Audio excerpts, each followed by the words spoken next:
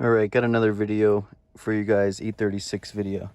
This one is about the parking brake light or parking brake sensor. My problem was that my parking brake light was always on, even when my e-brake was all the way down. Well, you have to take off the center console. There's a couple screws here. There's one screw behind the hazard lights right here. You pop all this off, and right here is your parking brake switch. I'll show you guys how this works. When you lift your e-brake up, you can see metal on metal contact. Okay, this spring controls that. When you put your e-brake down, the metal on metal contact releases, which trips your parking brake light. Now my issue was that this bracket here was not triggering the release of this.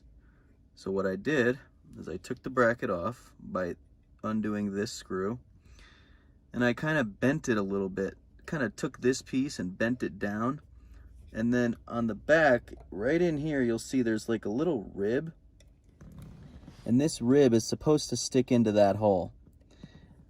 Instead of doing that, I turned the entire assembly forward towards the front of the car, and what that did was it gave more contact for the e-brake.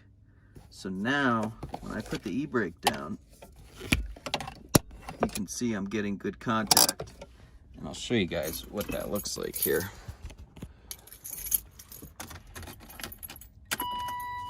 So the e-brake is on, put it down, and it's gone. Not a difficult fix, definitely an annoying problem to have if you're driving around town and your e-brake light is on.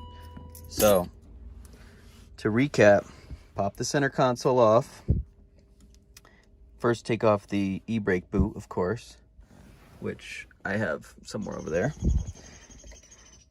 Get access to this parking brake switch and make sure that you're able to trigger this mechanism to lift up. Like that, to trip the switch. All right, guys, good luck.